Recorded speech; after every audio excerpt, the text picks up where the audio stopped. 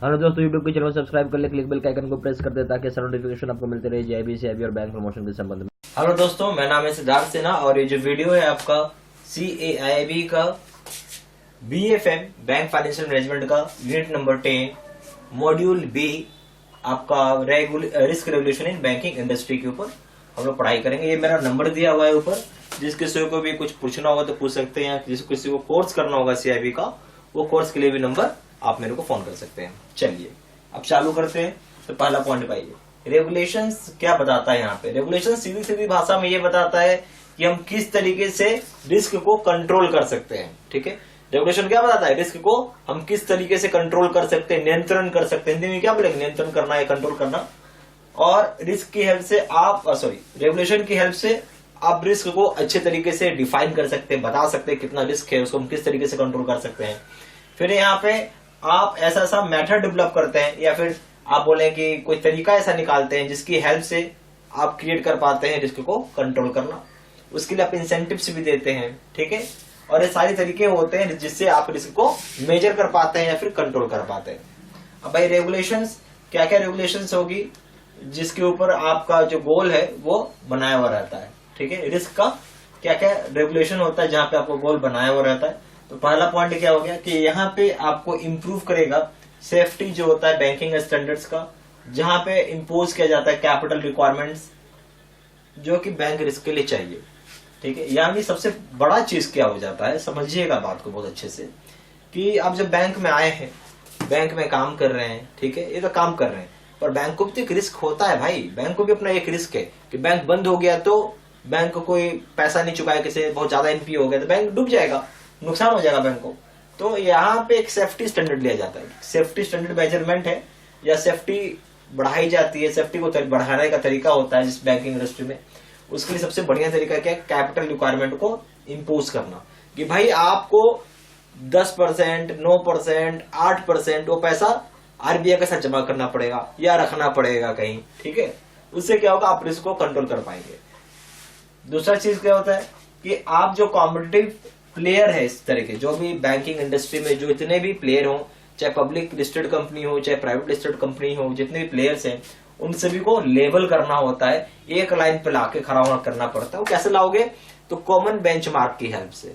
Benchmark set कर दिया भाई, हाँ आपका लोन का रेट इससे कम नहीं हो सकता, RBI ने सेट कर दिया लोन का रेट इससे कम नहीं हो सकता, फिक्स्ड डिपॉजिट का रेट इससे कम नहीं हो सकता, आप ज्यादा रख सकते हो, कम नहीं हो सकता। ठीक है, तो यहाँ पे कॉमन बेंचमार्क सेट कर दिया सभी प्लेयर के लिए। फिर यहाँ पे प्रमोट किया जाता है साउंड बिजनेस और सुपरवाइजरी प्रैक्टिसेस, यानी जो भी आप बिजनेस करें बहुत साउंड होना चाहिए, मतलब अच्छा होना चाहिए, और इसके ऊपर निगरानी की जाती है, RBI निगरानी करते हैं सुपरवाइजरी प्रैक्टिसेस। फिर कंट्रोल किया जाएगा, मॉनिटर किया जाएगा सिस्टमेटिक रिस्क को, जो भी सिस्टमेटिक रिस्क है। अब सिस्टमेटिक रिस्क क्या है वो हम आगे पढ़ेंगे। सिस्टमेटिक रिस्क को कंट्रोल करना और मॉनिटर करना ये एक काम रहता है।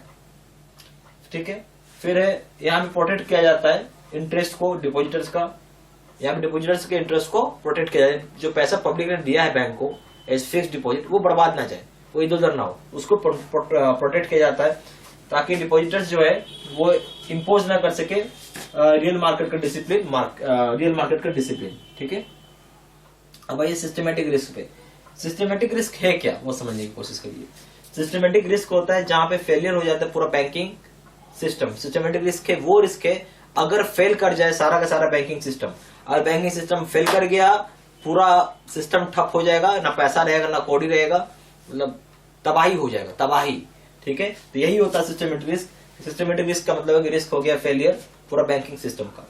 इंडिविजुअल बैंक रिस्क एक तरीके का मेजर सोर्स होता है सिस्टमेटिक रिस्क का, मतलब एक बैंक, केवल एक बैंक, ज्यादा दूर नहीं जाना है, केवल एक बैंक अगर फेल कर जाता है तो बहुत बड़ा सोर्स हो जाता है सिस्टमेटिक रिस्क का, क्योंकि सारी बैंक एक बैंक के साथ कनेक्टेड होती हैं। एक बैंक दूसरे बैंक से लोन लेती है, दूसरी बैंक तीसरी बैंक से लोन लेती है, इस तरीके से इनका काम चलता है। अगर एक बैंक डिफॉल्ट कर देता है तो एक बैंक नन रिपेमेंट करेगा, ऑटोमेटिकली दूसरा बैंक नन रिपेमेंट करेगा, तीसरा चौथा को, बहुत बड़ा जनरेट करेगा।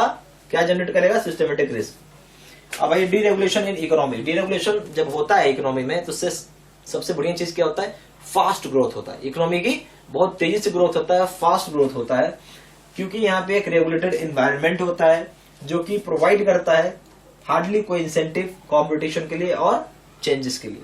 तो क्या समझे आप, डीरेगुलेशन अगर इकोनॉमी में हो रही है डीरेगुलेशन अगर इकोनॉमी में हो रही है तो उसकी वजह से आपको बहुत फास्ट ग्रोथ मिलेगा, ठीक है। क्योंकि क्या होता है, जो रेगुलेटेड इन्वायरमेंट होता है वहां पे बहुत कम ही मौका मिलता है कि आपको कोई इंसेंटिव मिल पाए कंपटीशन के लिए या फिर किसी तरह का आप चेंज कर पाए। डीरेगुलेशन जब होता है तो इंक्रीज करेगा कंपटीशन। जब डीरेगुलेशन होगा तो क्या होगा कि सबके लिए समान स्थिति है, तो यहाँ पे कंपटीशन बढ़ जाता है प्लेयर्स के बीच में, और डीरेगुलेशन होने की वजह से क्या होगा कि कंपटीशन जो होता है प्लेयर्स के बीच में बढ़ जाता है। पर यहाँ पे एक नेगेटिव चीज भी हो जाता है भाई, उस तरह का प्लेयर जिनको पहले से ऐसा एक्सपीरियंस नहीं है, तो वो हो सकता है कि वो चीज फेल कर जाए या रिस्क इंक्रीज कर दे सिस्टम के लिए। तो डीरेगुलेशन तो अच्छी चीज है, होना चाहिए कंपटीशन में, पर एक तरीके से होना चाहिए। उस तरह के प्लेयर्स को नहीं होना चाहिए जो कि एकदम उसको पहले या पास्ट में कोई एक्सपीरियंस ही नहीं है डीरेगुलेशन का, और सडनली आप डीरेगुलेशन कर रहे हैं, ओपन मार्केट कर दिया, तो उनको पता ही नहीं चलेगा कैसे क्या करना है, और इसकी वजह से एक बहुत बड़ा रिस्क जुड़ा हुआ रहता है। क्या जुड़ा रहता है? बहुत बड़ा रिस्क जुड़ा हुआ रहता है कि फेल कर जाएगा सिस्टम। बीसीबीएस, ठीक है, तो बीसीबीएस एक इंस्ट्रूमेंटल चीज है, एक बहुत बड़ा बीसीबीएस बोलूं तो एक ऐसा चीज है, एक कोड है, एक स्टैंडर्डाइजेशन है जो कि बैंकिंग रेगुलेशन के ऊपर लगाया जाता है पूरे जुरिस्डिक्शन पे।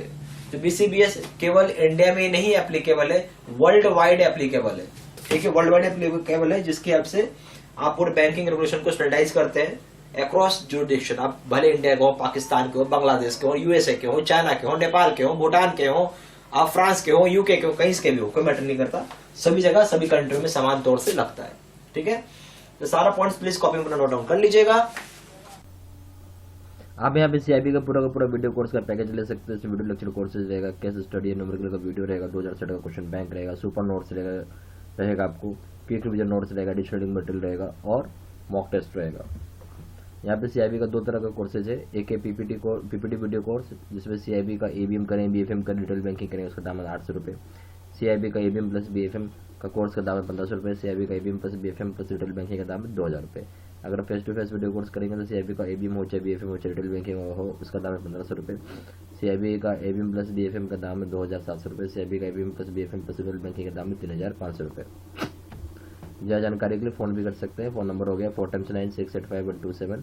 दूसरा नंबर है 7827546946। वेबसाइट में जाकर डायरेक्टली ऑनलाइन ऑर्डर प्लेस कर सकते हैं। वेबसाइट हो जाएगा www.jibcibstudymaterial.com। ईमेल आईडी हो जाएगा sitsinha123@gmail.com।